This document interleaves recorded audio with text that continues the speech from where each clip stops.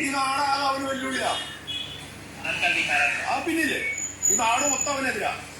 എന്ത് പോളിറ്റി അവനുള്ളത്, എന്ത് രാഷ്ട്രീയം ഉള്ളത്? ഇടതുപക്ഷ രാഷ്ട്രീയം ഉണ്ടോ, വലതുപക്ഷ രാഷ്ട്രീയം ഉണ്ടോ, അല്ലെങ്കിൽ വീട്ടിലായിട്ട് നിൽക്കുന്നുണ്ടോ? ഒന്നുമില്ലല്ലോ.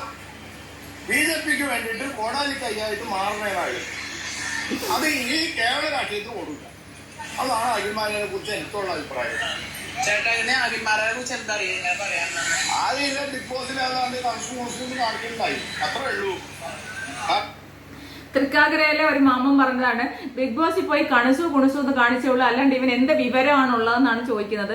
അഖിൽമാരാര് പറയുന്ന ബിഗ് ബോസ് കണ്ട എല്ലാവരും ഇദ്ദേഹത്തിന് വോട്ട് ചെയ്യുന്നു. ബിഗ് ബോസ് അല്ല അഖിൽമാരാര്. ഒരു കാര്യം മനസ്സിലാക്കുക, രാഷ്ട്രീയം എന്ന് പറയുന്നത് അതാത് അസംബ്ലി മണ്ഡലത്തിലെ നിയോജക മണ്ഡലത്തിലെ ജനങ്ങൾക്ക് നിങ്ങൾ അവരുടെ പ്രവർത്തനം അവരുടെ കൂടെ ഒന്ന് പ്രവർത്തിച്ചിട്ടുണ്ടോ, നിങ്ങൾ അവരെ നാളെ എന്താണ് നിങ്ങൾ അവരെ കൂടെ ഒന്ന് പ്രവർത്തിക്കുമോ, നിങ്ങൾ ഏത് രാഷ്ട്രീയ പാർട്ടിയാണ്, നിങ്ങൾക്ക് എന്ത് നിലപാടാണുള്ളത് എന്നുള്ളതാണ് അവർ നോക്കുന്നത് കേട്ടോ. അതിപ്പോ ഏത് വ്യക്തിയാണ്, ഏത് സെലിബ്രിറ്റി ആരെവിടെ കൊണ്ടുവന്നാലും ജനങ്ങൾ തിരസ്കരിക്കും. കാരണം എന്ന് പറഞ്ഞാൽ താഴേക്കിടയിൽ നിന്ന് പ്രവർത്തിക്കുന്ന അവർക്ക് ഈ ഓരോ രാഷ്ട്രീയ പാർട്ടിയുടെയും കൊടിയും പിടിച്ച് അവർക്ക് വേണ്ടി മുദ്രാവാക്യം വിളിക്കുന്ന പാവങ്ങളായ ഒരുപാട് പ്രവർത്തകരുണ്ട്.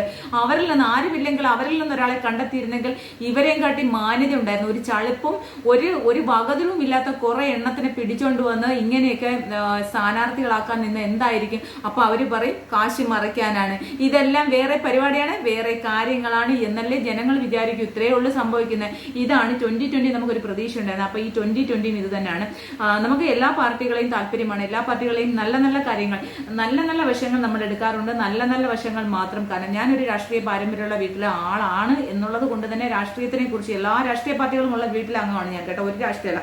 അതുകൊണ്ട് നമുക്ക് ഒരു പ്രത്യേകമായിട്ട് ഒരു രാഷ്ട്രീയം ഒന്നും എന്റെ മനസ്സിൽ എനിക്കൊരു രാഷ്ട്രീയം ഉണ്ടില്ല എന്ന് പറയാൻ പറ്റില്ല. എനിക്ക് എന്റെ നിലപാടുകൾ എനിക്ക് കുറച്ച് അറിയും. പക്ഷെ അഖിൽമാരാറിന് ഒരു നിലപാടുമില്ലാത്ത വെറും പകതിരില്ലാത്ത ഒരു മനുഷ്യരുടെ എനിക്ക് കണക്കാക്കാൻ പറ്റും. അതുപോലെ തന്നെ കുണ്ട്രയിലെ നമ്മളെ ഡോക്ടർ റോബിൻ രാധാകൃഷ്ണനാണ്. ഡോക്ടർ റോബിൻ രാധാകൃഷ്ണനൊക്കെ ഒരുപാട് വേണ്ടിയിട്ട് നമ്മൾ കണ്ണീരൊടുക്കിയ ഒരു വ്യക്തി എന്ന നിലയിൽ ഭയങ്കര സങ്കടമുണ്ട്. എന്തിനാണ് അവിടെ പോയിട്ട് ഈ കോമാളി വേഷം കെട്ടിട്ട് നടക്കണേ? ഈ പരിചയം ഇതൊക്കെ എന്തോ തലപ്പാവും ഒക്കെ വെച്ച് വാഴും ഒക്കെ പിടിച്ച് നിൽക്കുന്നുണ്ട്. പൊന്നോ, ഈ മണ്ഡലത്തിനെ കുറിച്ച് ആദ്യം ഒന്ന് മനസ്സിലാക്കാം. മെഴ്സിക്കുട്ടി പണ്ട് അൽഫോൺസ ജോൺ MLA ആയിരുന്നു. അത് അവിടെ അൽഫോൺസ ജോൺ കഴിഞ്ഞതിന് ശേഷം അൽഫോൺസ ജോണിൽ നിന്ന് മെഴ്സിക്കുട്ടി അമ്മ ആ മണ്ഡലം പിടിച്ചതിന് ശേഷം മണ്ഡലം മെഴ്സിക്കുട്ടി അമ്മയുടെ കയ്യിൽ തന്നെ ആയിരുന്നു. അതിനുശേഷം കഴിഞ്ഞ പ്രാവശ്യം PC ആ മണ്ഡലം പിടിച്ചെടുക്കുമായിരുന്നു മെഴ്സിക്കുട്ടി അമ്മയുടെ കയ്യിൽ നിന്ന്. ആ മണ്ഡലം പിടിച്ചെടുത്ത് PC ഇപ്പോൾ 76 കോടിക്ക് മേളിലുള്ള താലൂക്ക് ആശുപത്രിയൊക്കെ നവീകരിച്ച് അങ്ങനെ ഒരുപാട് വികസന പ്രവർത്തനങ്ങൾ PC വിശ്വനാഥ് അവിടെ ചെയ്തു കഴിഞ്ഞ്. അപ്പൊ ഇതൊക്കെ മനസ്സിലാക്കിയിട്ട് വേണം ഡോക്ടറെ അവിടെ പോയി സംസാരിക്കാൻ. ഡോക്ടറിന് ഒരു അറിവ് പോലും ആ മണ്ഡലത്തിനെ കുറിച്ചില്ല. പിന്നെ എന്തിനാണ് അവിടെ ഇങ്ങനെ എന്താ പറഞ്ഞ നാണം കെടാൻ വേണ്ടിയിട്ടൊക്കെ ഇങ്ങനെ മത്സരിക്കാൻ പോകുന്നത്? വെറും ഒരു 5000-6000 വോട്ടാണ് കഴിഞ്ഞ പ്രാവശ്യം ഈ NDAക്ക് അവിടെ കിട്ടിയത് കേട്ടോ.